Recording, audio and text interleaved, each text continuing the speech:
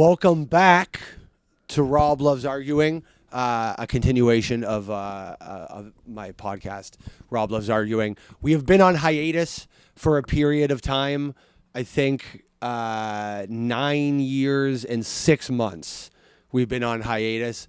Technical issues, and we got them sorted out, so we're back. And Rob Loves Arguing traditionally was a news type program, if you will. I had a round table of guests come in and discuss issues. I would have a trans person sit with Boyd Banks and just cross my fingers and hope for the best. And that was essentially the show at the time. And Boyd's a butcher now.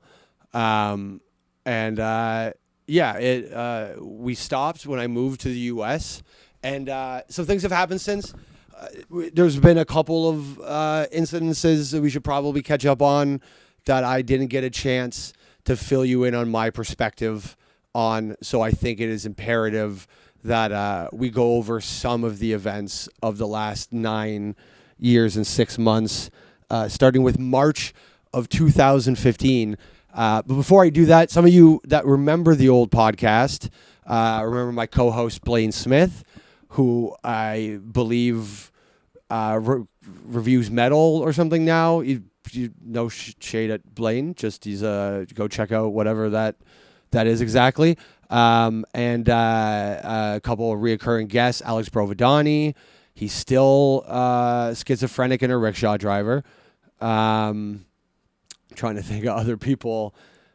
It wasn't that memorable a podcast. The most memorable thing that happened on that podcast is we had Trump was in the primaries as we were leading up to it.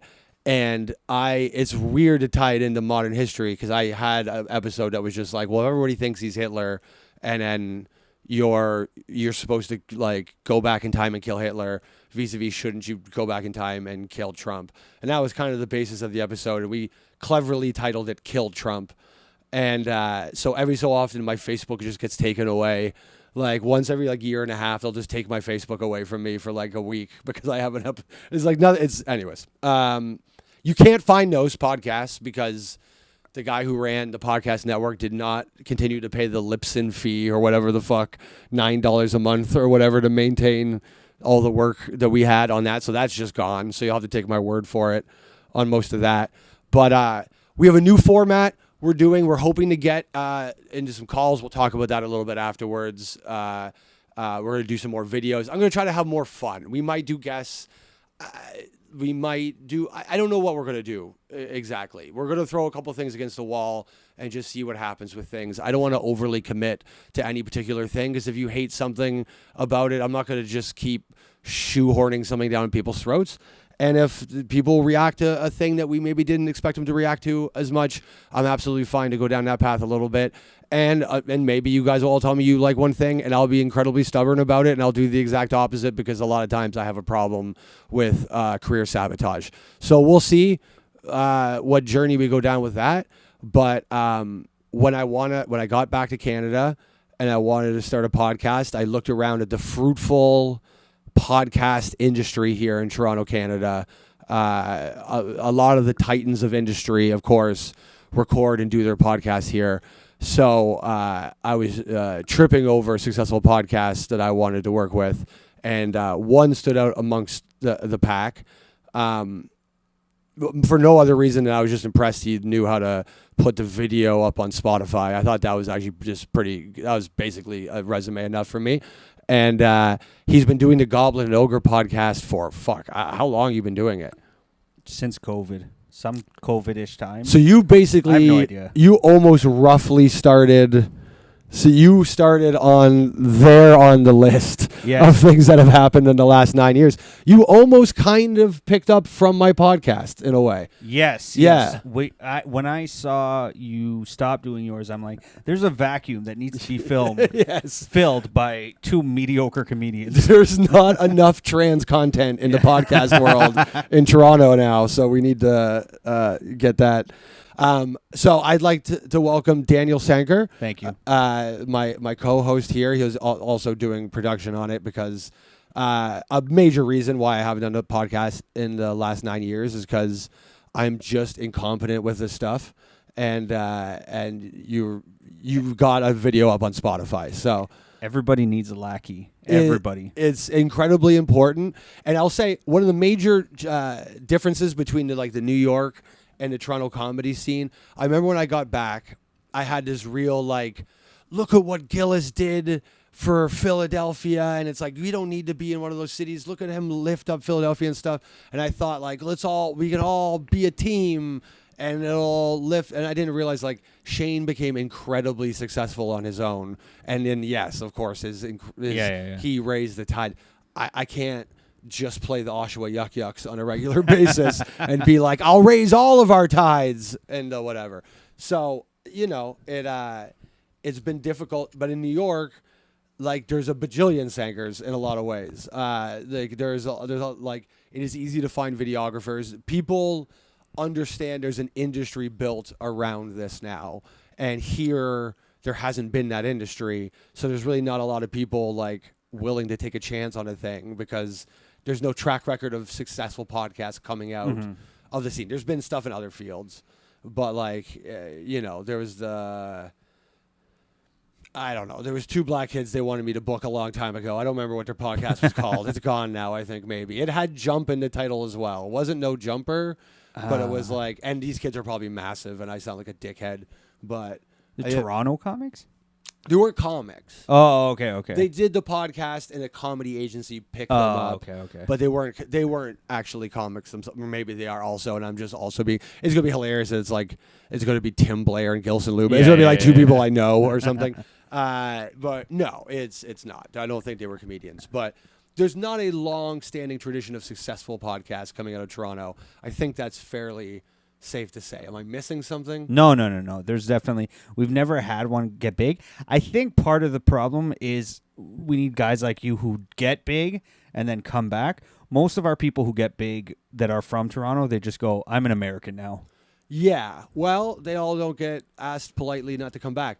I'm not. I didn't come back here to be a hero. I'm going to be very clear about that. I wasn't let me go rescue the scene from the depths. Now, listen. Once I was made to come back here, that was a very nice story. That was a good way of coping with the situation. Is go, I can fix all this, and listen, I have, but now the job is to get myself into a place. So that being said, and truthfully, I'll say stopping this podcast is one of my larger regrets. I think if you look at the rise of a lot of the comedians that have come up in this period of time, a lot of them get cast aside as this is, first of all, there's no conservative issue in comedy. That just doesn't exist. It's been nonsense. Those comedians are not conservatives. There's very few of them that actually have... These words have meanings, right? Conservative has a meaning. Liberal has a meaning. And, to say that, even Joe Rogan, to the extreme, is a conservative is just not what the meaning of conservative is, truly. So, that's not the issue we've had. The issue we've had is that a lot... I consider myself a liberal, and we've just been wrong a lot for the last little bit. And that's whatever. And I think comedians who have been willing to hold all of this to account and be right, to put it simple. I think a lot of them were right about a lot of stuff. And I think being right about a bunch of stuff garners a trust with your audience. There's a lot of funny people. There's a lot of great comedians. But a lot of them are hysterical idiots. And I think the people who weren't hysterical idiots over the last 9 years and 6 months garnered a lot of favor. And I'd like to think that I was one of those non-hysterical idiots. So with that being said, I'm going to catch everybody up with what has happened over the last 9.5 years, give you a brief glimpse on what my take might have been on the subject, give you a little overview of how I felt about it. We'll keep some score. We'll see how I did. Have I been mostly right? Have I been mostly wrong? I'll try to be fair about what I actually thought in a moment. And yeah. I need a drink. Okay, cool. All right. So the podcast stopped March 2015. Briefly afterwards, we signed the Iran nuclear deal. Slightly after that, gay marriage was legalized, which is fun. I haven't done my podcast since gay people were allowed to get married. That's how long I haven't done my You mean podcast. yeah. Do you think? Yeah. Do you mean when they first started being able to be married? Oh, did I say it the wrong way on that? Nice. No, you made it sound like they're no longer able to be married anymore. I think since my podcast is done, they don't want to get married as much anymore. I think that the numbers are down. There was the Syrian refugee crisis. There was Brexit. I always forget Brexit was before Trump. Well, I always have that backwards in my head. I always thought Trump happened first and then Brexit. I thought it went. I'm just not. Well, I'm not the sheet of paper tells the truth. I mean, yeah, I'm sure yeah. the sheet of paper. I thought it went Trump, Brexit, now new Trump, but I could be wrong. Yeah, Trump, Brexit, new. That's what I would have said too. But no, it's we had a wrong. That's Brexit, wrong. Trump, and we had a Bolsonaro somewhere in there. They didn't put Bolsonaro down, but he's also a fun one that should have been included. Do you know who Bolsonaro is? No, I do not. He's was the president of Brazil. I think they just put him in jail. I'm pretty sure. In Brazil, they have a new game they play where whoever the new president is puts the last president in jail, and then everybody gets upset about the president being in jail. So they all rise up, and then that guy gets out of jail and becomes president again. So they just sort of you have to sit in like a penalty box for 4 years while you don't get to be president, and then they eventually just make you. So it's been like Lulu, then Bolsonaro, or maybe it was Bolsonaro, then Lulu, Bolsonaro, and it's Lulu again, and like Lulu was in jail, and now they're gonna put Bolsonaro in jail. So I hope they just keep like leapfrogging each other and putting each other in jail. Yeah. It's the best. I should know this. My dad is from a neighboring country of Brazil. What I was gonna ask, what are you again? Oh, my dad is Guyanese. I thought Guyanese. Yeah, but they're like Indian technically. Yeah. Okay. And then my mom's French Canadian. So you sold slaves. Isn't Isn't that what? Possibly. I'm pretty sure. Isn't that Sankofa? That's you guys, right? Did you What? guys get Young and Dundas? Isn't that you guys, Guyanese? Oh, Guyanese? Yeah. No. We're in South America. We were. Sorry, no. Yeah. They're, that's Ghana. Yeah. My bad. No. We were indentured laborers. So we came after slavery in South America. Got it. Well, that was a racist start for me. That's tough. Well, listen, guys. The podcast is not going to do great in Ghana. We've lost the Ghana numbers. The Pulse nightclub shooting, which Oh yeah, I is a forgot about little that. unfortunately close on this list to gay marriage getting legalized in retrospect. I can't tell you. It's 4 lines. I'm going to call it 6 months apart. I don't know if that's accurate or not, but I can't read my. This looks like I said farted out cop, but failed coup in Turkey. I could have skipped that one. Donald Trump is elected. I hope this is in order. I hope ChatGPT didn't give me a bunch of this out of order. Yeah. I don't think people will care necessarily. I don't. Yeah. I could rifle through these faster, but if I do, I'm going to instinctually want to do these in the style of Billy Joel's We Didn't Start the Fire. Oh, yeah. The naming convention one. Yeah. Iran, nuclear, gay marriage, Syria, refugee crisis, Brexit, Pulse nightclub, failed coup in Turkey, Donald Trump is elected, Women's March, pussy hats, Charlottesville, Vegas shooting, Jerusalem becomes capital. That's actually not bad. Yeah. You actually really kind of do that with anything, huh? Like, yeah. Go Ghanaian names. Ghanaian names. See how many you know. Jamal. Wait, Tung and I knew some guy. Some guys from Ghana. I knew guys from Ghana. Okay. I played football with them. Yeah. The Bacheyas. Fuck, I hope they're from Ghana now, but I'm almost positive. They're probably Guyanese. Yeah. His name was Tung. The guy I played with was Tung. Oh, okay. And Tung was sick. I like Tung. Nice guy. But the newspaper, like we'd be in the paper because we were a good football team. Yeah. And they would just always be making like a reference to like Tang because it was spelled like Tang. Right. So it would always be like runs well but dissolves in water or something. Could you imagine a newspaper doing that now? Where they're like, fucking stupid African name. Look at him run. Like that's what the paper was basically doing. Being like, isn't his fucking name silly? Times change. Yeah. His name's Tang because black people like to drink that. That's what the LaSalle Silhouette said, probably. Donald Trump's elected. Oh, I haven't gone over my takes on any of these so far. Hold on. Let's go back to the beginning, and I'll sing some more of this. The Iran nuclear deal. I'm going to go ahead and tell you my opinion on that. I assume that was good. It sounded good. Like, Yeah. I don't know. I guess we gave them a bunch of money on that one, and then we gave them a bunch of money so they'd stop making bombs. And then it could be argued they use that money to commit a thing later on the list here called October 7th. So there is a bit of there's a hypothetical pipeline between that one, and you'll find that's a common thread on this, is that you can find some through lines between them. Ideally, do I think that the Iran nuclear deal led to... You'd think, by the way, that I would have spent time formulating my opinions on some of these before I did this, but do I think ultimately did it lead to the attacks of October 7th? What did they paraglided in and fucking shot some people and allegedly beheaded babies, which I don't even think they really did, I'm going to be honest with you.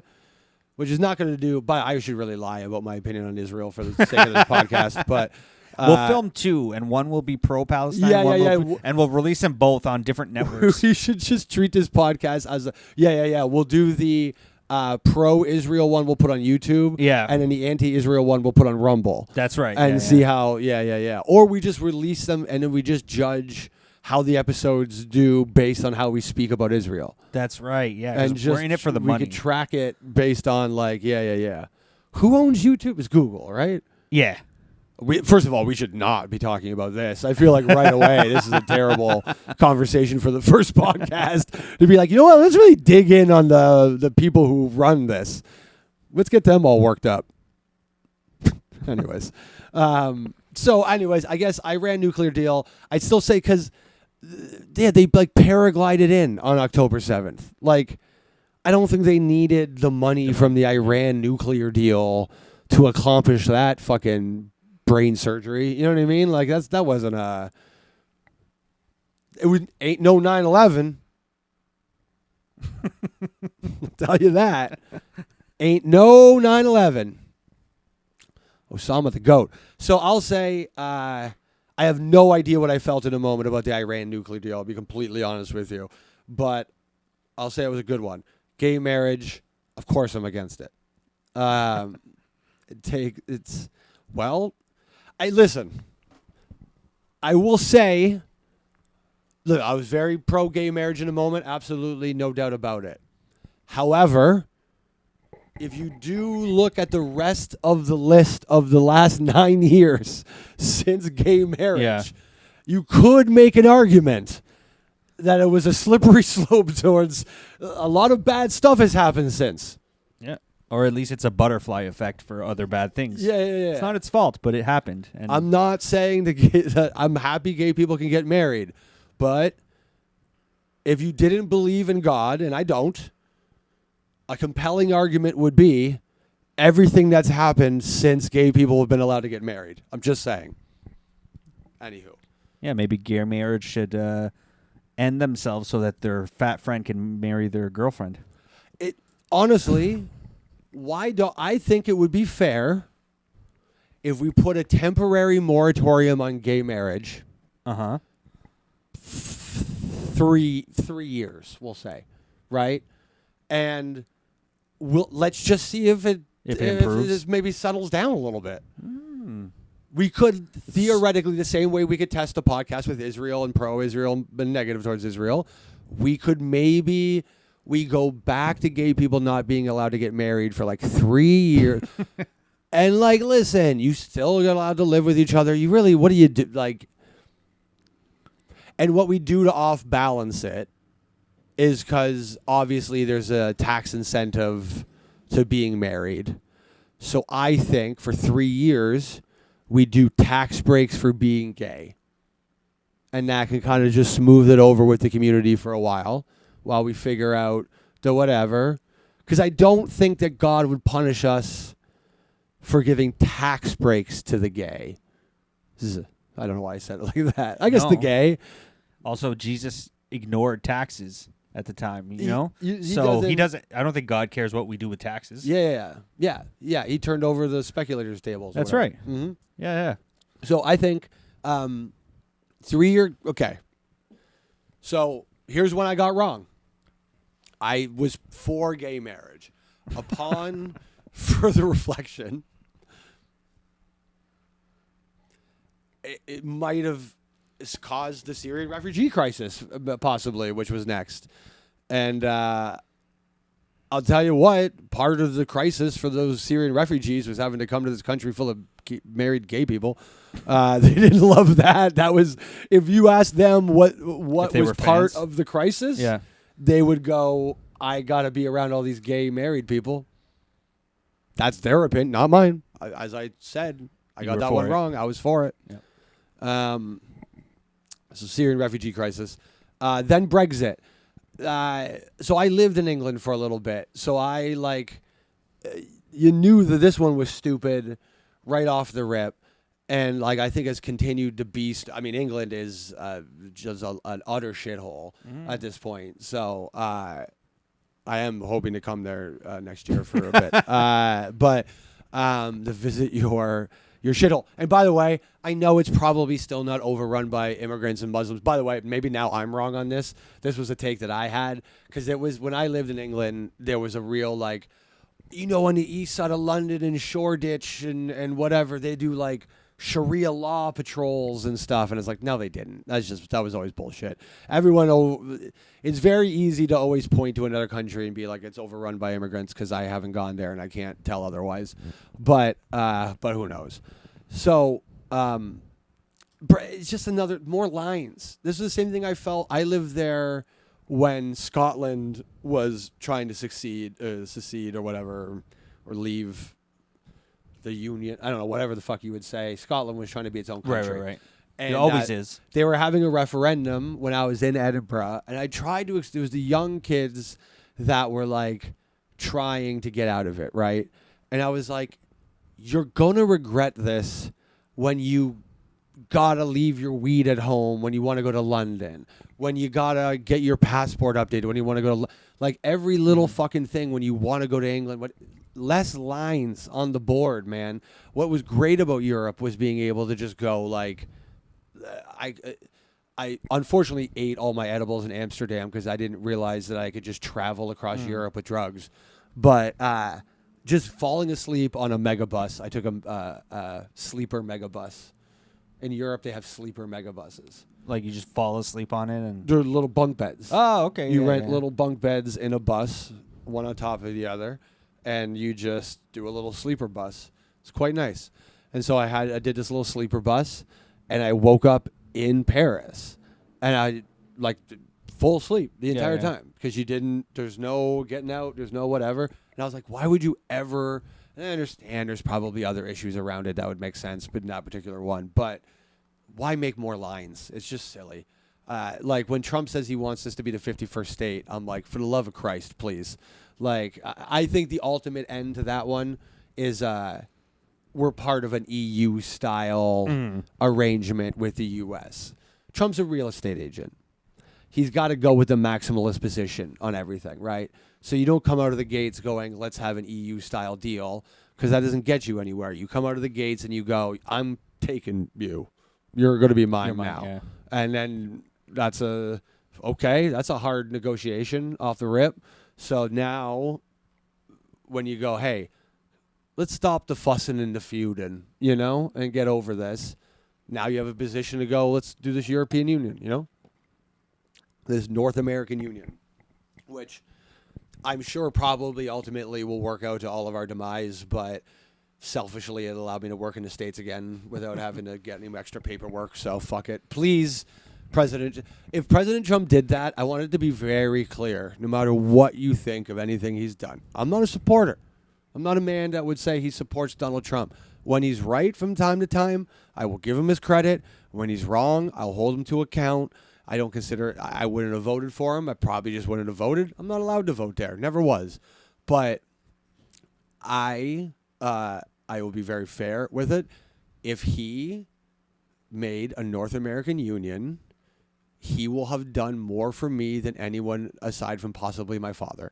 He will be the most important man who's ever come into my life since my dad adopted me, because that would be huge. If we could just travel back and forth, pretty sick. So, anyways, okay. We used to be able to.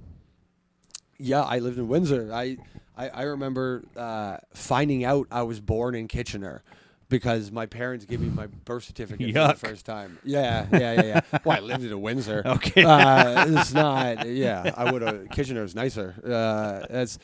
That's one of the little bit of information I know about my adoption is that my mom was 15. She was camping, and it was in Kitchener. So I know that I was conceived in Binghamton's Park. I don't know my mom or dad, but I know where they fucked. Isn't that strange? Yeah. It's like the only bit of information I have. Anyways, Brexit. Sorry. Brexit, yeah, I'm against it, and it's still stupid. That's silliness. Like, Europe should work as states. Like, it's the same way America should work. The states become more like countries, and the country becomes more like an overseer of like certain things. Anyways. Pulse nightclub again. Yeah, I would say I'm not sure what there was to argue about that necessarily. How do you feel? What's your side? Yeah. Who was right? Listen, some of these I just don't want to take a hard stance on. There's good people on both sides. I'm kidding. Yeah. Anyways. The failed coup in Turkey. I got to be honest with you. I kind of forget the failed coup in Turkey. Can you look up the failed coup in Turkey? Tell me what it's about. I don't think I know what's going on. Donald Trump elected for the first time. I don't want to say I was wrong on it because I don't know that I liked his presidency. It was not nearly as bad as people wanted to pretend it was. Certainly. But it was not. I was more hysterically against it probably at the time, and caught up quicker than a lot of other people. Are we catching? Sorry, you're good. I don't know. Where do you stand on Trump things? I actually don't know your politics at all very well. I think he's dumb. Sure, but not like inhuman. I'm not one of those people who's like, oh, I think he's actually like a stupid person and his brain doesn't function properly. I don't agree with most things, but I agree with some things. But yeah, I think he's an asshole. Sure. Absolutely, completely. But in the way that I think other people are assholes, but I don't think they're wrong about everything. Tolerate them. Yeah. This is an argument I tend to have with my dad about him all the time. My dad has gone through this strange journey of like, my dad was like a Trudeau liberal, and I don't mean Justin. I mean like Pierre Elliott, liberal. And then at some point became conservative. I remember him campaigning for Jeff Watson, the conservative candidate in my like riding for a while. And then now he's taken, this is what people don't realize. People always say this to me about comedy is they go, well, you're on the road now. Like that's got to be fun because they let you like say whatever you want on the road. Like they're not like the city. They're not kind of pussies like the city is. And it's like, no, they're actually just becoming pussies now. Like the city's actually edgier again, and people kind of get it and are like a little bit more. People have come around. Listen, people. Gillis can sell at an arena. Schultz can sell at an arena. Like people have come to their senses to a large degree. Maybe not in the comedy community. We might be the last ones to come to our senses, but the audience has caught on, and so there is a place for it. But I almost entirely forget what my point was. I was surprised by like small town like wokeness. I did a show in Rochester once, and they warned us right before we went on, hey, actually, this is way more woke than you would think. But I always just assume small towns are all like fucking Oshawas. You see you did a show in Rochester? New York? Yeah. Weird. Okay. Yeah, middle of the week. Nice middle of the week in Rochester. A couple bucks for gas money, and that's it. Nice. Yeah. Well, I used to do this gig in Tonawanda, just outside of Buffalo. That was like one of my first American gigs. It was in a Buffalo wing spot. That was weird back room, but it was like the diviest, countryest. They could still smoke for some reason. I don't remember why, but whatever the loophole was, they could still smoke in this bar. And I just remember halfway through the show, which was already not a good show, a guy came in with a steel mixing bowl and just started walking around the room, smashing the steel mixing bowl off of his head. And I was like, is anybody going to, like, do anything about that? Like, and then someone pointed out he was, in fact, the bouncer. And that was like, because I guess just like, the bar was just like, well, I don't know, if you beat up the bouncer, you're just a bouncer now. Like, I don't know. That's like, that's sort of the rule. It's Roadhouse. That's what I was going to say. It's it was Roadhouse actually rules. Roadhouse. In Yeah. Tonawanda, upstate New York, near Buffalo. But yeah, that was my first doing America gigs that way. Like, yeah, and that can be, but no, that was not at the time of woke. Little cities are woke now. My dad is woke now. It's very strange. Oh, wait. So that means he stepped back the other way now? He's back the other way again Oh. now. All I hear about is Your fucking dad Trump. is a John Kerry flip-flopper. Oh, and it's just so, like, because he's just Trump. My dad's a gentleman. Uh-huh. And so, like, this is the thing I have with him all the time, is that my dad will actually be agreeing with what he's doing, but he's always like, yeah, but he's such a fucking asshole about it. And you're like, yeah, but you agree with what he's doing. Like, you don't actually hate him. You just Me don't. and your dad would agree. Yeah. Yeah, me and your dad sounds like we think the same. Yeah, you actually oddly, you look like a Guyanese version of my dad in a weird way. I'm assuming your dad is French Canadian because you have that name. Yeah. I'm half French Canadian. Yeah, probably same. You got the round head for it. Yeah. But so do I for some reason. So, which is strange. I do sometimes. There has always been a bit of a paranoid feeling in the back of my head that my dad is actually, in fact, my dad, and that they're lying. I know that that's the reverse of probably what a lot of people would have, but I always sometimes I'm like, did my dad like knock up another lady and then just pretended I'm adopted or something? You know? That's the greatest prank ever. Just That would be tell your kid you're adopted your whole life. You're not. But you do a 23andMe and it points back to your parents. Yeah, you're just. Well, he didn't see 23andMe coming. Boy, oh boy, they didn't have that technology back then. At home in a tube. But yeah, no, I do sometimes go like my dad and me look alike. Yeah. Like you would think he's my dad for sure. Maybe it's like when you buy a dog and you just you just start looking like your owner. Yeah. It would have been awesome if I got adopted by a Chinese family. I just slowly started looking Chinese. Oh.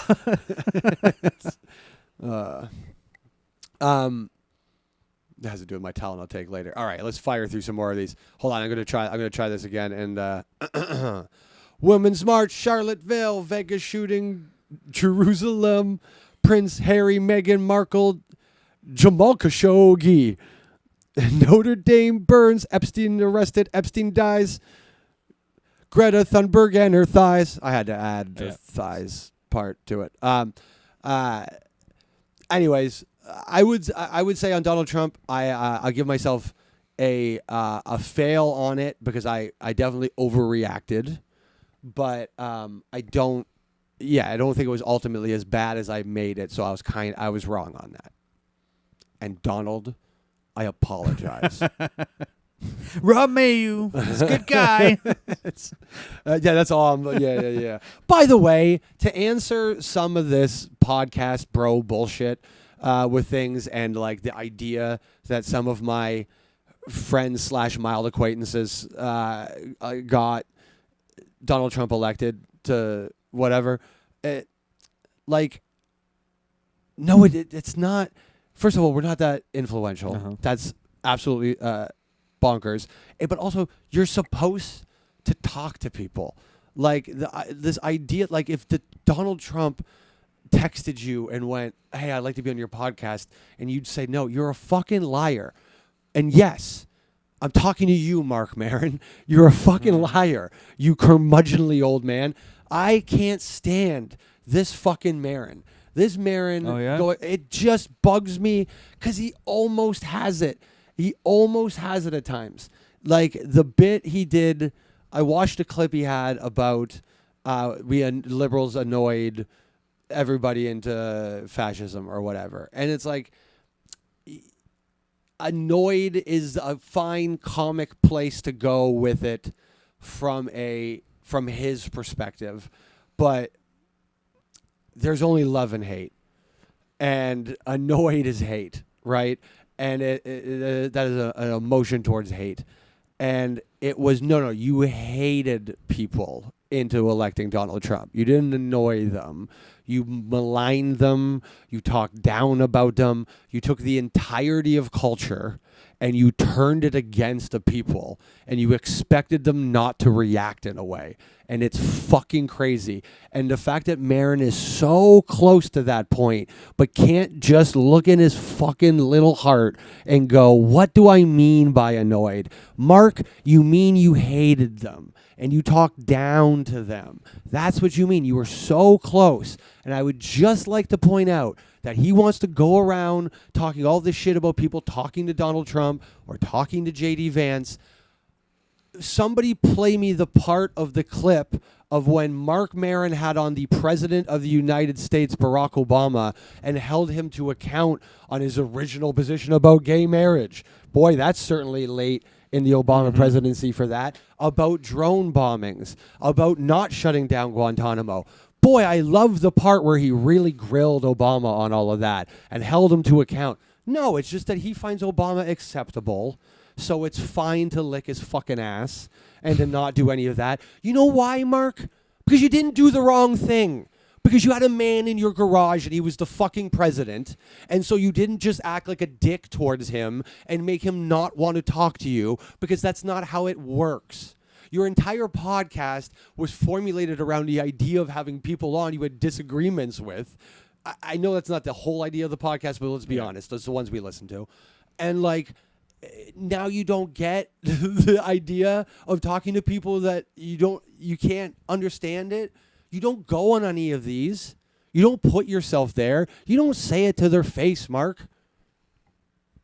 And you were very nice to me. I appreciated that, by the way. I love Mark Maron. Yeah, I opened for him at Yuck Yucks when WTF was just taking off, and he was very nice. And I'll be honest, I have said in quiet moments very often, I'm afraid to be Mark Maron, because Mark got successful very late, in his own opinion.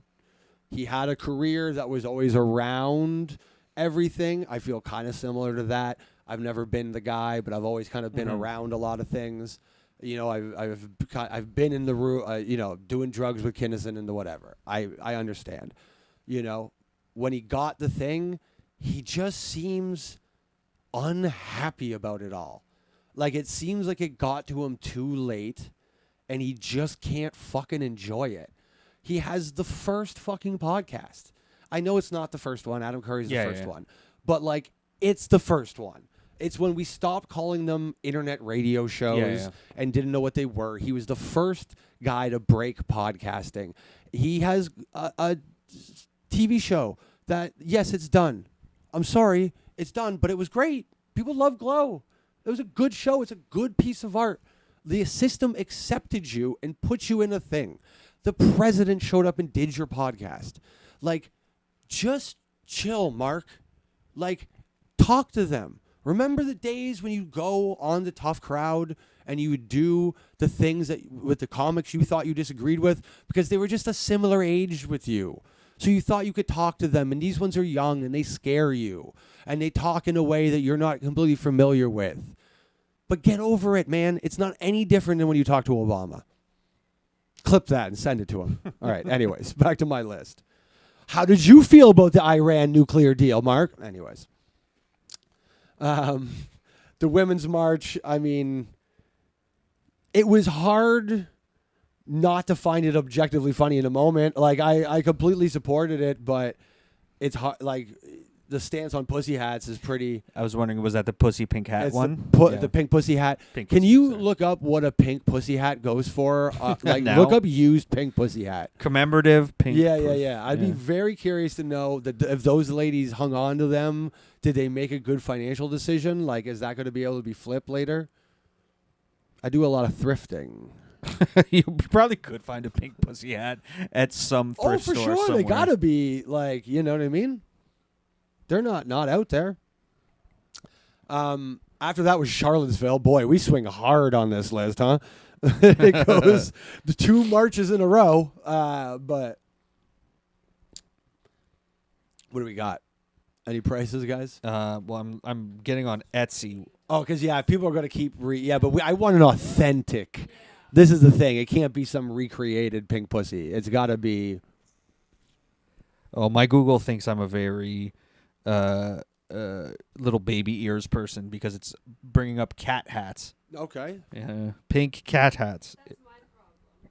Yeah. Is it really? What about like women's march hats? Toque. Or something. I guess not toque. They wouldn't say toque. And Maybe it's only on the did you look up dark web. used? Look. Yeah. Do used. I think that'll. Nobody's gonna be selling a used Etsy pink pussy hat. If they are, they're a scoundrel. No, You know what you're doing. Get on your VPN, get on the dark web, and check there. That's where it is. They're selling them on the dark web. Yeah. You can find pink pussy hats on the dark web.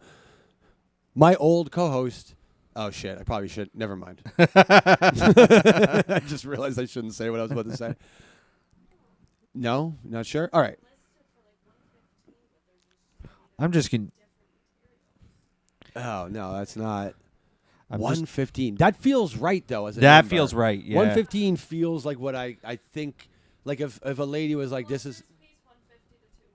Wow. Okay. Yeah. That feels about right. If you, I have an old Bernie Sanders shirt. I like did a lot of phone banking and bullshit for Bernie on that first run, and I have an old shirt of that. And I'm hanging on. It's a medium. I'm way out of the size of it, but I feel like one day that Bernie shirt will probably be worth something. Sure. Yeah. Or nothing. We'll probably just forget him. He'll be McGovern. But you should have started a third party, Bernie.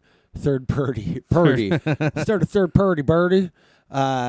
Yeah, Bernie should have started a third party. There's a take I'll throw in the middle of this. You had an opportunity. You had 2 of the most unpopular candidates in the history of the world run against each other in a moment. You could have actually made a substantial change and called the Sanders Party. You know what I mean? It would have been fun. Yeah. Leave a legacy. Shout out to Ralph Nader. Right? You know? But Nader was not a psychopath, I don't think. No.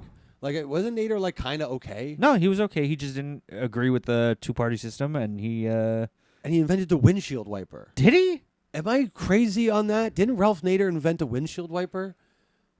I don't. I think I might. No, you're I hope I'm wrong. I really hope I'm wrong on this now. What I deeply feel like Ralph. No, the seatbelt. Something. I'm gonna type in Ralph Nader inventions. Yeah, is some or maybe he just made them have to have them or some shit. But I thought Ralph Nader invented the windshield wiper or the seatbelt or some shit. Ralph Nader AI.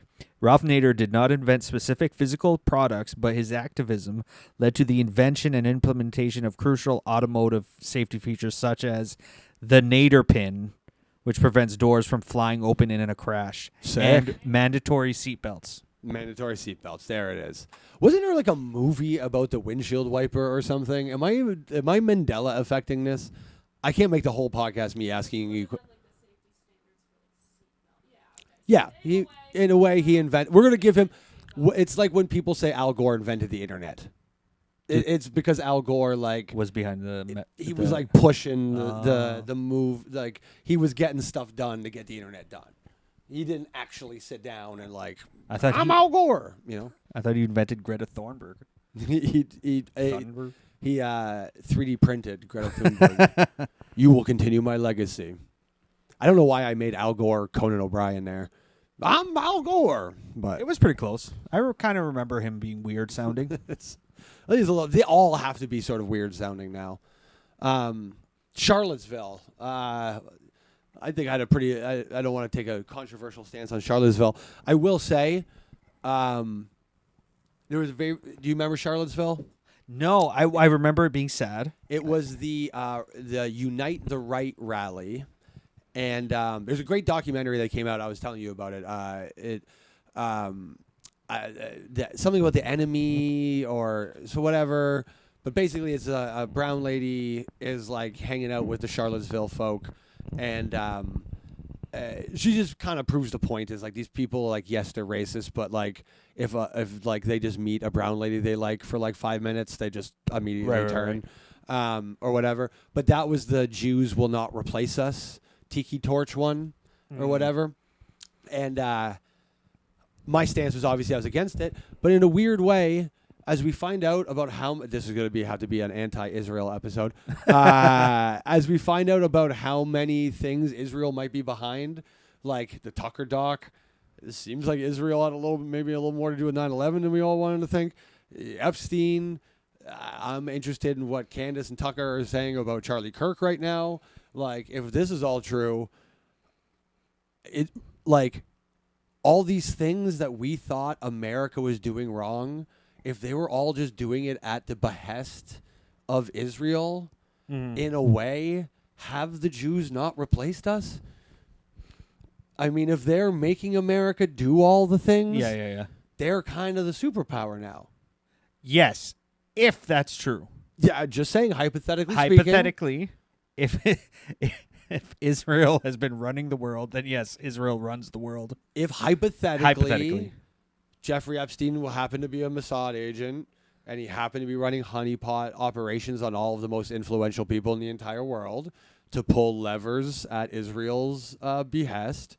And Israel wanted us in 7 countries in 7 years or whatever, the 4-star general, pull up a Dave Smith clip here, but said that he wanted, America in these... Israel wanted America in these 7 countries, and there's a 4-star general that testifies that he saw the list, and we basically went into all of them except for Iran, and that's why we're trying to go into Iran now. But what was ultimately the point? Charlotte.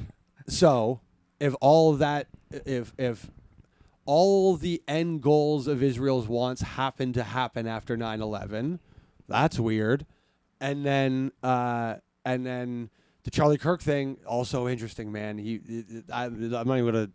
Let's not even go even further on that. I just think it wasn't a groiper, which is very silly. They were trying to say the shooter was a groiper. What's a groiper? So a groiper is a follower of Nick Fuentes. Oh, yeah. And so they were trying to say he was a Fuentes kid. Oddly enough, I was with groipers the weekend that it happened, and I could tell right away. It was like, well, if this kid was a groiper, they're not happy with him at all. Like, they're not thrilled by his actions because they are pretty supportive of Charlie Kirk, I would say, ultimately. And, like, so it was misplaced it. But also, I just think it was a huge leap that everybody was taking. There would be these, like, there are memes. He liked memes. You know who else likes memes? Groipers. And you're like, okay. Like, so that was a leap. And then, of course, the other leap is to go, well, the kid's left wing, he has a transgendered, whatever. This engraved bullet shit is also getting very strange. Obviously, that one from the other day where it said anti-ICE, like, that's the most bullshitty one in the fucking world. Like, a guy shot into an ICE facility only killed the actual detainees. Yeah. And then it said anti-ICE, like anyone says anti-ICE. Like, it's fuck ICE. Everyone knows it's fuck ICE. That's what you say. Yeah. That's the most, like, undercover cop fucking... But then it makes me think it's real because it's so fucking stupid that you think... You got to give them some credit to not be that... Yeah, the overlords would be smarter, wouldn't they, than to write anti-ICE? And also, if you had the opportunity, why not have fun with it and just, like, de-ice her? You know what I mean? Put something cool. Like, because either way, you get to say it. Like, you don't have to be so boring with it. Yeah. Write down a quote from when Arnold Schwarzenegger was Mr. Freeze. Yes. Yeah. And, like, let's be honest. There's no way that comes down from Trump. Trump's not that. Trump's way more clever. Fun than that. Yeah. There's no way he's just putting, say anti-ICE. I'd be like, no. I'd be like, yeah. It'd be You'd a have full something. paragraph. Yeah. It's the best bullet I don't do impressions. Write down O'Donnell killer. I hate Rosie. You're gonna have to be an impression guy. I'll have to learn, or I'll pipe in some. We'll have a call-in segment, and we'll call somebody who does impressions. Well. Yeah. That's another thing nobody here does. Nobody in does Toronto? any impressions. DeWitt. Aaron Rye used to be at DeWitt, and then there was another guy, and he didn't last long. But his whole act was impressions. Yeah, that's too much. I should talk on microphone. Okay. Anyways, so I think ultimately I was wrong about Charlottesville. The Jews did replace us. The Vegas shooting, not a lot to argue about that one. I think that was like the largest mass. Was that the largest mass shooting, that one? I don't know. It was the guy that shot down into like the country music festival. Look it up. Whatever. But Jerusalem becomes the capital. I didn't think would be important, but I guess it's kind of instructive as to where things would go. Prince Harry and Meghan Markle. I didn't care then. I don't care now. Jamal Khashoggi is murdered. And listen, at the time, I, of course, was against the murder of a journalist in Saudi Arabia, Jamal Khashoggi. But since the Riyadh Comedy Festival, I have realized I was wrong about that. And if they continue to do a Riyadh Comedy Festival, I'm just saying, I don't know what Jamal Khashoggi did. You know what I mean? Sometimes you cross a line with the Kingdom of Saudi Arabia. Yeah. And things happen. And I'm just saying, you know, how do you feel about that, the Saudi Arabia Comedy Festival? I have family who have been to, I don't think Saudi Arabia. I can't remember the difference between Saudi Arabia and Abu Dhabi, but I have family who go to Abu Dhabi like consistently. Okay. So I didn't think it was that weird. I was just like, I know, I get it. But well, again, whatever. You're from Ghana. You guys sold slaves. Yeah. So I could understand how you would feel cozy over there. Yeah. So I had to go through a bit of a moral conflict with this, because this kind of runs up against like how I actually feel about things in a few ways. And I'll say I have been influenced by the backlash a little bit, and I have to try to not be. Because the backlash is annoying and over the top, and it is just like a bunch of people who weren't invited trying to fucking throw hissy fits. But I have a philosophy that the point of comedy, the point of being a comedian, truly a comedian, the clown, the jester, the one who can make fun of the king, the cliche version of what we do, is being invited to something you have no business being invited to, and then ridiculing it to its face. Right. So let me give you a couple examples that I particularly love that were influential on me. There is a Louis C.K. There's an O&A clip with Louis C.K. as the third chair, and they get a phone call from Donald Rumsfeld. You know what I'm talking about? Yep. The Rumsfeld lizard clip is unbelievable because Louis C.K. saw the opportunity of a lifetime. How often am I going to be on the phone live with Donald Rumsfeld? So take the shot. Mm-hmm. Do the lizard thing. You know, like life has presented you this awesome opportunity. Take it. That's our job as comedians. It's not. Louis could have went, I don't want to be on the phone with Donald Rumsfeld, and we would have lost that. You know, Tim Dillon at the Bitcoin conference during COVID in Miami. The Bitcoin conference invites Tim Dillon to do his podcast live. He has on the Winklevi twins and Jake Paul. And he just, one, it's a fascinating watch because you do see where there's a threshold of wealth, particularly if your wealth is speculative, right? Mm-hmm. Speculative billionaires had to be way more cautious than the Kingdom of Saudi Arabia, let's say, right? Who just happen to be sitting on an actual physical, natural resource that we will need. They don't really have to be careful about what they say about things. They might take care of a journalist every once in a while, you know? But the Winklevi twins can't go around killing journalists just yet because it might tank Bitcoin. Right. And all of their money is tied into Bitcoin. So if they say or do something that hurts Bitcoin, they hurt their own wealth. There's a saying I love. I don't know where it came from, quite honestly. I'll tell you where I saw it. It was in the Heidelberg Project in Detroit, which is a 2-block art installation in the east side of Detroit. I really love it. It's very cool. The idea, this guy Tyrese did it, and the idea behind it was with all these abandoned buildings in Detroit, and by the way, I love a tangent, but all these abandoned buildings in Detroit, if you brought attention to them, crime won't happen as much. So he had an after-school program, and he just took random scraps and bullshit and whatever and made art out of all these houses. And there was a house across the street from the main house that had a quote on the side of it, and that quote was, "The things you try to control you." And that's what's happened to people like the Winklevi twins or whatever, right? Is that they want to control Bitcoin so much, they're actually controlled by Bitcoin. Right. Bitcoin owns them, right? I found that very fascinating. Whereas Jake Paul, he just got to do and say, yeah, he has money invested in Bitcoin, but he does other shit, so he didn't really care that much. But what Tim did at the end ultimately was make fun of the Bitcoin conference to its face. That is the job of comedy, is to go and be invited. That's the whole correspondence dinner, is what that's horseshit is supposed to be. It's supposed to be comedians showing up and going, "Hey, President, I'm holding you to account." And then it just became, Hassan Minaj doing whatever. Sucking dick. Sure. All right. That was a blunt object, but yeah, I appreciate it. Not a fan. I take that back. No, Hassan, if I you're don't booking. care. No, you know, I don't. Yeah, I'm half brown. You know what annoyed me? The only thing I've ever had against Hassan Minaj is, if you want to know a little dirty baseball about the industry, a few years ago, maybe a decade ago, whatever, the owner, the CEO, the whatever of Just for Laughs was Me Too'd. And when they had to sell, there's an American agency, ICM, that bought Just for Laughs.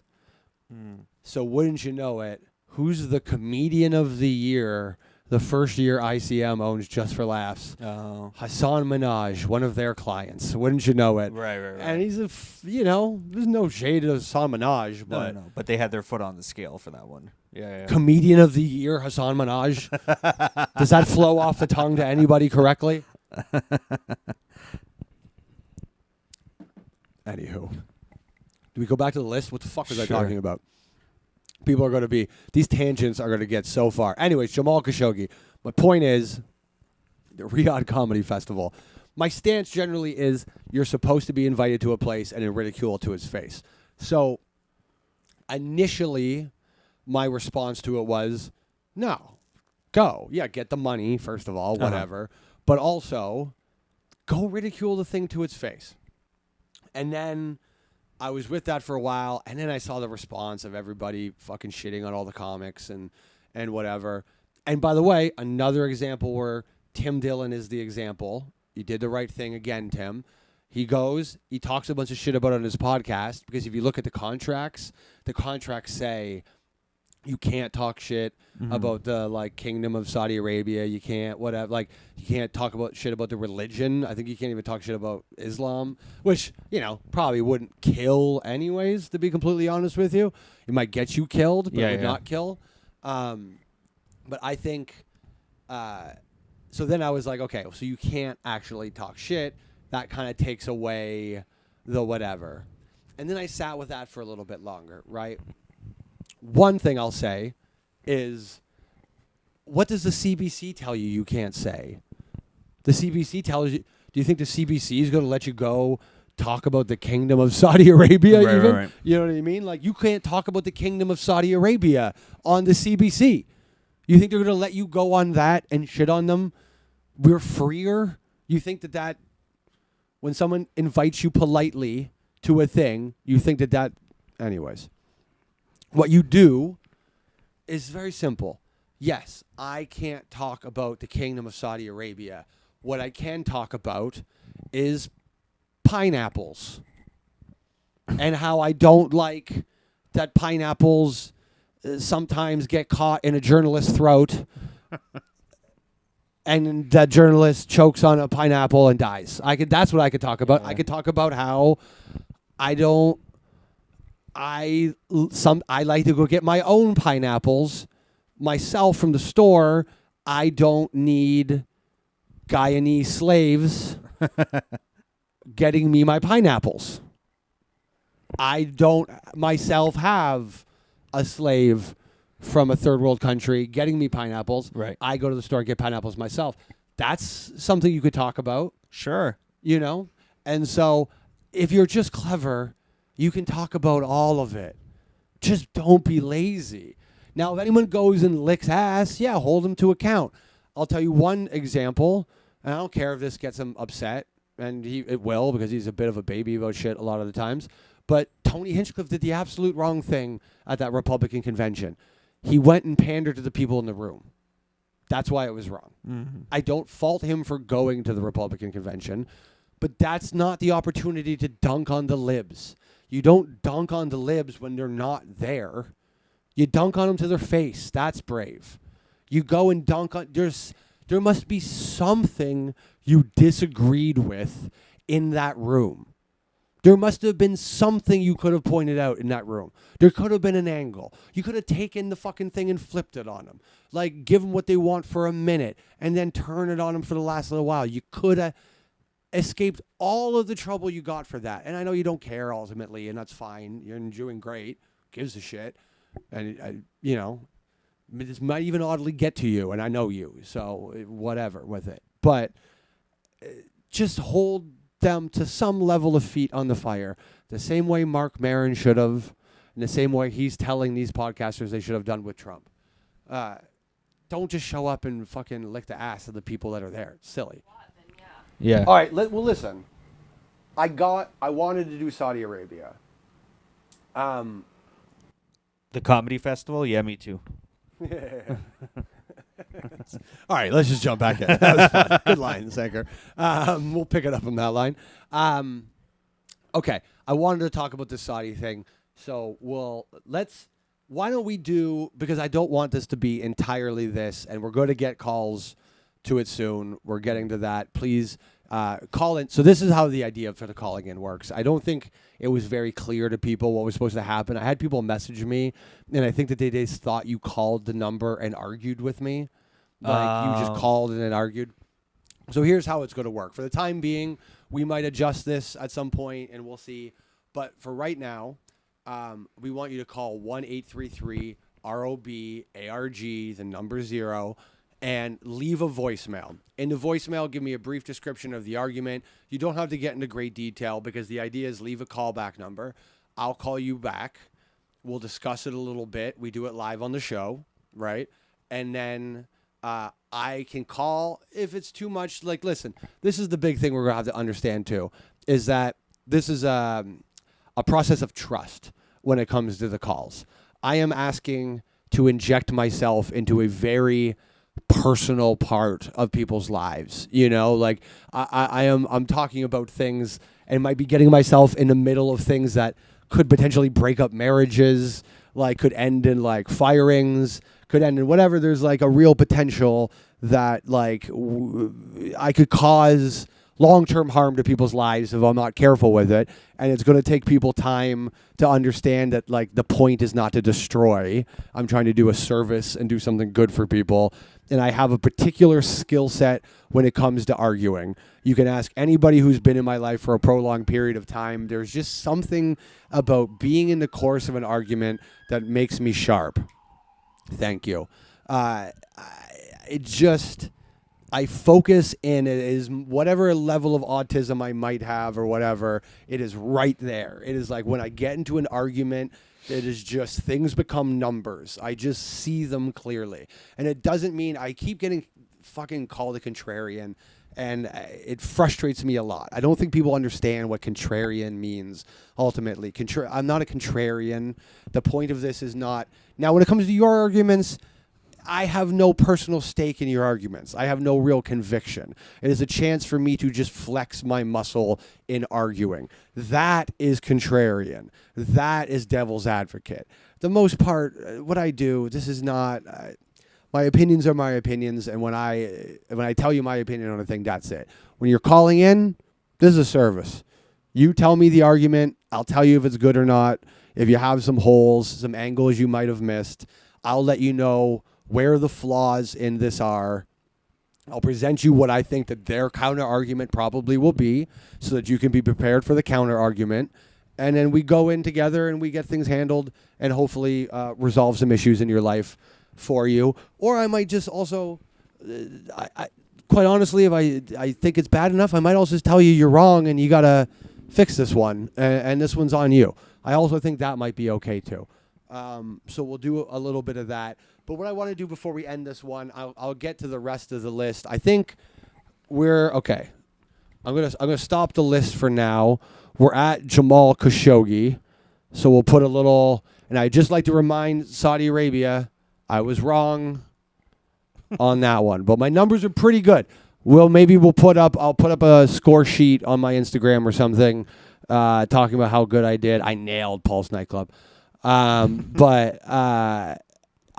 we'll keep track of that. But for the time being, why don't we do a couple of these videos? Because part of what I want to do with the show is go over a couple arguments. What do we have? Like, what of them do you have pulled up? Let's maybe do two of them. Don't do any of the heavier ones. Let's just have some fun with it. Have some fun. Let's do the gay gentleman and. Oh yeah. That was actually, forgot to tell you, that's my favorite one. I appreciated that quite a bit. And I briefly looked at them. I didn't want to spend too much time thinking about it because I kind of want to have a bit of a gut reaction to the argument itself. But, man, yeah, they were fun. There's a couple good guys in there. Just they were trying to figure out stuff. So the little background is that they were at the airport. We don't know what actually happened at the airport, but something happened that annoyed him, and I guess you're going to try to figure out. Let's get a good look at that airport staff, because I think that'll give us a good indication of what might have happened at the airport. Well, you know. Yeah. Yeah, you know. We can start taking guesses. I'll be honest. Racially, you want to go in a direction, but I'm going to say, not that one. Not that one. You know what I mean? I don't know if you could see that well, because the direction my mind went to is, I'll say it this way, same as my girlfriend. All right. Yeah. Same. You're not going to make a fight and see your girls. I'm good, Chef. Remember your girls. I'm good, Chef. You don't care about the girls? You don't care about the girls. You don't care about the girls. Just hush. You don't care about the girls. Hello, everybody. Justin. American Airlines. Fuck the server. Okay, pause for a second for me. So right away, I'm conflicted on this one when I first watched because there's a duality in me. I am both these gay men at different times in my life. I can both be the emotional, I have to yell at the entire airport and let them know about what my minor inconvenience has been. I'm going to be dramatic today guy. And I've also been the think about the children person before. And it really depends what time of day and where you catch me. I could be either one of these homosexuals. Yeah. Calm down guy and absolutely. And also and it is, I will say, and I've had to work on this. I have a lot of my mother's energy with certain things that I've had to get rid of over the years because my mom has made me partially her, and it is a problem. And that comes out in the more feminine gay man out of the two of them. Okay. Well, let's be honest. The male in the relationship is the think about the daughters one. He's trying to. You think that's the male? Yeah, absolutely. Because this is not a masculine outcry. This is, if that was the man, he would be directing this anger solely at the customer service. He would not be putting on this dramatic performance for the other people. That's not a masculine quality. Attacking, maybe even physically harming the customer service, that's what I would put in the masculine category. Maybe it's the clear purse that's throwing me off because the guy calmed me Sure. down has a purse, and maybe that's why I'm thinking that's not the man. But you're wrong because I have a side bag. So I'm sorry, I'm wrong. And I think you have to also grade gay masculinity on a curve. You Right, know what I mean? right. Like there's certain things you're going to have to play around in this. This is a fairly fruity couple. I think we can. Yeah. Fruity seems like that'll keep me on YouTube. Yeah, I think you're okay. Okay. You're just trying to say there's no J.J. Lieberman in this couple. Yes. Yeah. Yes, we don't have a muscle daddy amongst the two of them. Right. These are a couple. They're a bit flamboyant, but I do think the one trying to stay composed is like that's the more masculine of the thing, and I do think at my best, I am him. So anyways, continue. Sure. Here we go. Dustin, here. I'm not kidding. Don't. I just want a quick pause. I'm really glad you said the guy talking about the kids. That's we'll get back to that. You don't care about the girls? So I want to tell you about Shelby and Dolly. Shelby and Dolly. Shelby and Dolly. Remember them. I'm going to do it for you. Shelby and Dolly. That's it. Shelby and Dolly. Remember. Just keep saying their names. Remember them. Shelby and Dolly. Remember them. I am. He's calming him down. He did get him for a moment. Yeah. You think this is the end of the burst? Look, I have much pay for dogs. Fuck off, bitch. That's the best. Oh man, is there anything better than gay on cripple violence? Yeah. That is. I want you to know, I don't know who I love comment sections where they figure stuff out. I just want to let you in on the secret. Shelby and Dolly are two dogs. Oh no. Which also, when you hear Shelby, now you're realizing. Shelby and Dolly are definitely two dogs. Yeah. I can't believe I missed that Shelby and Dolly were dogs with these home. By the way, if anybody wants to complain about what I've said about these gay guys, I would like to say I assumed they had daughters. Yes. Which is pretty nice of me. Well, you're Even though I was wrong about gay marriage ultimately, but I'll have to continue proving that afterwards. Okay. Then that's the end of that clip, That's right? the end of that. Yeah, so I mean, listen. Now I don't know what to fucking think because I didn't know that those were fucking dumb. Well, it worked. I mean, ultimately, it didn't really matter what he was saying to calm the hysterical one down. You gotta calm him down somehow, right? Like, because it's the airport. You just can't. Like, I am obnoxious, objectively. Like, I talk shit on the street. Like, when I first moved to Toronto, I come from such a fist fight culture. Yeah. And when I got here and realized that because there's a perception that someone might have a gun in Toronto, that people don't openly talk shit to each other and just fight. Like, because that's what we did in Windsor. And by the way, I realized growing up in Windsor, being a border town, it took me till I was probably 30 years old before I realized that we were the shitty townies. Like, it was actually us. We would blame Americans. Like, oh, these fucking Americans coming over here. But the Americans were there to have a good time, and we were there with like $20, just fucking nursing a beer all night at the bar we were at every weekend. And then they were there to have fun and took the girls, and we were like, fuck them, and just tried to fuck them up outside after. It's ridiculous.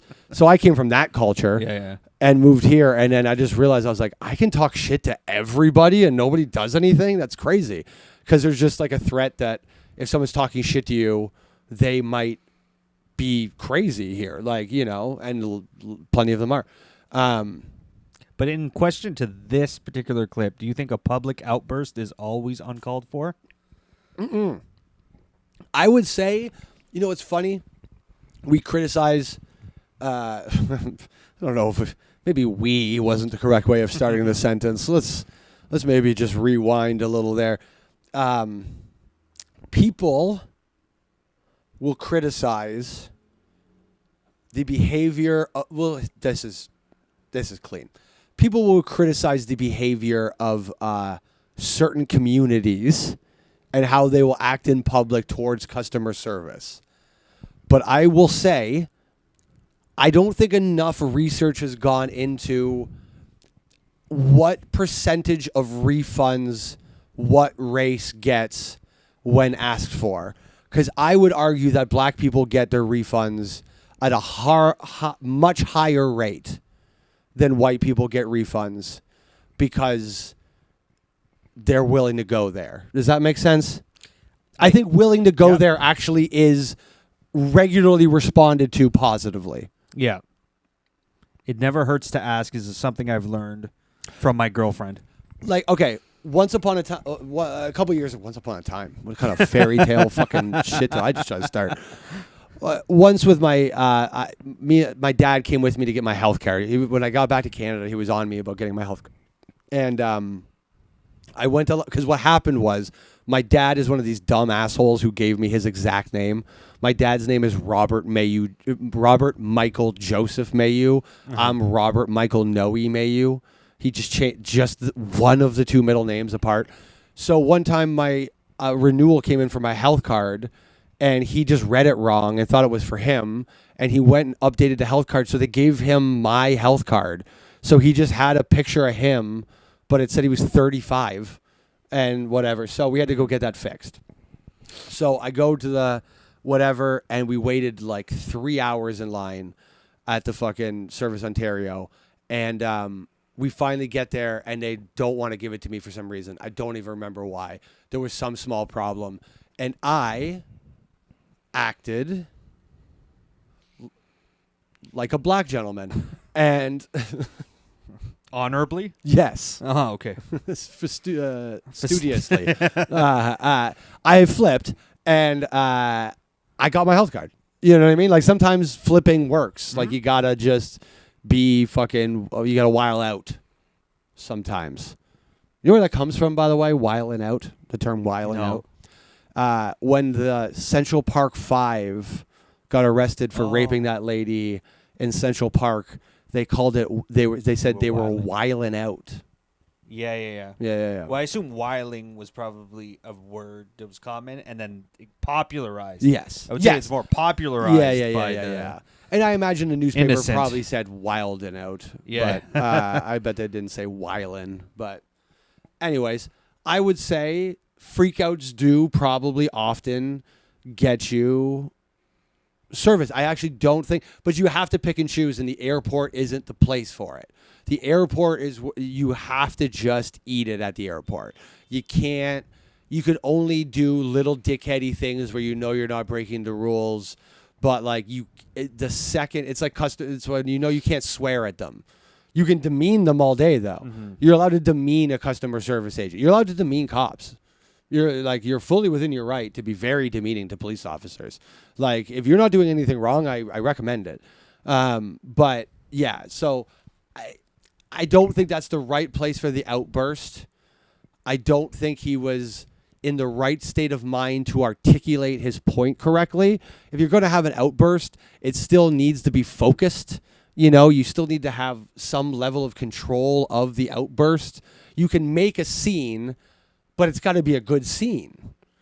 You don't want to make a shitty scene, right? Like, imagine you are creating, you know, for everybody at that airport, you are creating a little TV show for them for today, right? And you can leave them with a TV show that the plot was, look at this hysterical gay guy crying about his dogs, or you should have seen the injustice at the airport towards this lovely gay couple today, you know? Thank God they can get married. Anyways. So I think that guy, I think the dog whisperer was correct. So, do we want to do one more? Sure. I got a short one that I did not show you before because I know you want to keep it light and breezy. Cool. How big of a fan are you of 90 Day Fiance? It's tough for me to watch sometimes because my mom was like a really trashy lady. Uh-huh. And I feel like very often there will be old shitty ladies on 90 Day Fiance that remind me of my mom a Yeah. lot. And so then I got a picture of my mom fucking like a 30-year-old Kenyan guy. You know what I mean? Like it's hard for me to grapple with. But for the purposes of this, absolutely. No, well, don't worry. There's no trashy woman in this. This is most famous 90 Day Fiance character is a guy named Ed. He's a famous no-neck. Yes, I know. Ed. Yeah. So okay. this is Ed arguing with, I think that's not even his original girl, but I'm not sure. Yeah, because Ed's been on a couple iterations Yeah. of the show, I believe. So he puts mayo in his hair. Is that correct? Do I remember that correctly? Yes, that is correct. Okay. Well, let's see who's right here. Ed or this Filipino lady who is not currently being trafficked by the Kingdom of Saudi Arabia. I think there's something wrong with the audio. It is funny that this is a fun point.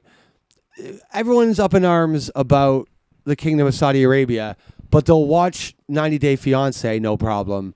Do you think they're less slaves?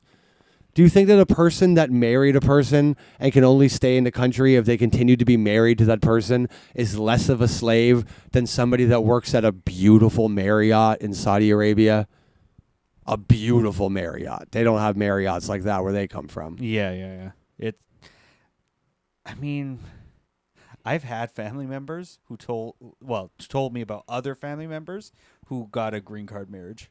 Absolutely. Yeah. I mean, that's what the whole show is. I was offered a green card marriage. Oh, Didn't do it. really? Yeah. 0 to 10 scale. How would you describe the looks of the person? Oh, it's fine. It's not Nothing bad. No, just didn't need to marry the person. Because you are a slave. That's the thing that people don't realize. Like, you're a slave to that person. Like, you don't have any of your own rights. Same as these H-1B visas that Trump just raised to $100,000. And it's like, yeah, a company, like, $100,000, again, might be a little extreme. He's a real estate agent. He likes maximalist positions. But, like, the H-1B visas are kind of the thing you're trying to stop that type of immigration. If you're, like, the type of person who's like, I like immigration for the purposes of, like, refugees and crises and people who need, economic migrants, the H-1B visas kind of isn't your thing anyway.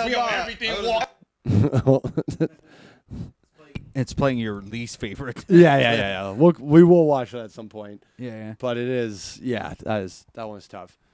Anyways, I think you gotta pick and choose the place for your outbursts. Yeah. One of those places I wouldn't pick, the Kingdom of Saudi Arabia. I would personally choose to not have a loud gay. You wouldn't do that there. You will not see those two gentlemen at the Riyadh Comedy Festival. So I hope somebody does something good there, though. I will say that. As much as I'm going to say I don't have a fundamental issue with them doing the comedy festival, Yeah. I do have, I do think, you better do something fun. My job is always... There we go. Yeah. We got Ed loaded up. God damn, look at him.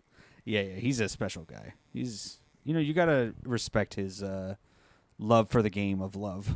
He's in it to win it. Been to read Ed, you've been single interview for people. 29 years, and I'm still teaching you how to kiss. You don't know anything. Because you're just mean. You're just mean. I mean, I don't want to be around you. 'Cause you're just- insecure. You're mean. You're saying meanful, hateful things to me. You call me fat. You tell me I have a small whatever. Because you called me fat. I never called you fat. Yes, you did. And you don't have a reason to call people fat, by the way. My job is all... All right. Well, I mean, I'm going to take a stance on this that you might not see coming. Okay. That's the deal, isn't it? I mean, isn't that kind of what you're signing up for in that scenario a little bit?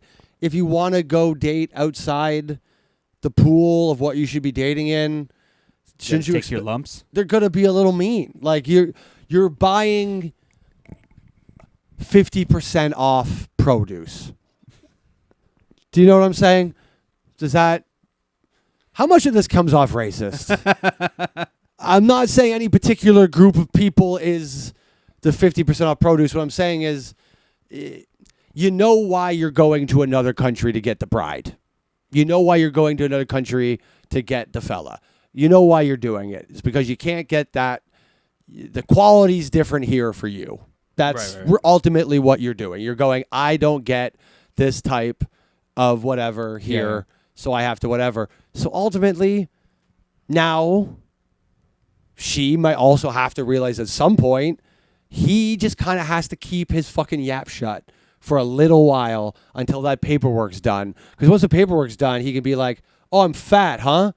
Well, how would you like to go back to Guatemala or whatever the fuck? You know what I mean? Like, then he's in the position of power. So he's just got to fucking turtle that head in for a little bit, keep it low. You know what I mean? Take his lumps, and then he's in the position of power. But for right now, yeah, she should say all the mean things she wants, get it out of the way, clear the deck, let him know what she really thinks. Maybe he'll go work out. Maybe he'll internalize some of it and become better as a person. And then he can abuse her for as long as she needs until she's allowed to get citizenship herself. Well, I think that's it for now. We'll get to the rest of the list. Here, I'll sing a little bit of it, more of it on the way out as we end. Greta Thunberg, Wuhan lab, U.S. kills General Soleimani, Kobe Bryant, COVID-19 George Floyd in Beirut. Joe Biden election, Hunter Biden. They didn't have Hunter Biden on the list, by the way. I added Hunter Biden. Yeah. They're still trying to cover it up. January 6th, Myanmar coup. It was always heard as the world's been